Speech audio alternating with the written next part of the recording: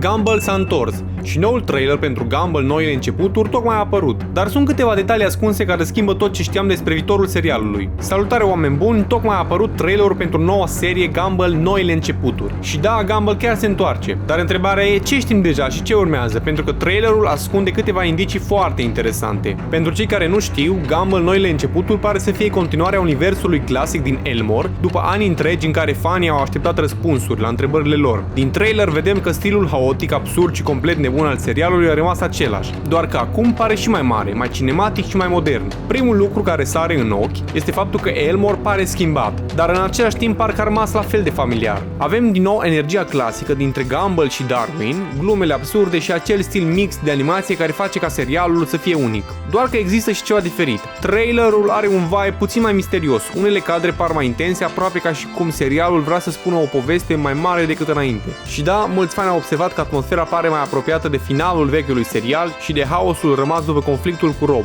Ce știm concret până acum este că seria îl aduce pe Gumball înapoi în Elmore, păstrând umorul clasic și stilul nebun pe care îl știm deja. Trailerul confirmă că universul încă merge pe ideea de totul poate deveni absurd în orice secundă. De asemenea, fanii cred că serialul ar putea continua fire narrative rămase neterminate după finalul original, mai ales misterul uriaș rămas în aer. Ce ar putea urma? Acum partea interesantă, adică ce urmează. Ei bine, dacă trailerul spune adevărul, există șanse mari să vedem personaje vechi revenind, explicații pentru finalul original, poate chiar un nou villain sau o amenințare mai mare pentru Elmore și posibil o poveste mai conectată între episoade, nu doar aventuri random. Iar dacă serialul merge pe nostalgia fanilor, s-ar putea să fie unul dintre cele mai mari comeback-uri Cartoon Network din ultimii ani. Dar acum vreau să vă știu părerea voastră. Credeți că noul Gumball va fi mai bun decât originalul sau doar încearcă să profite de nostalgie? Scrieți-mi la comentarii ce părere aveți. V-am lansat în stânga videoclipul pe care YouTube vi-l recomandă și vrea să-l vedeți în continuare după acest videoclip. V-am pupat, pa, pa!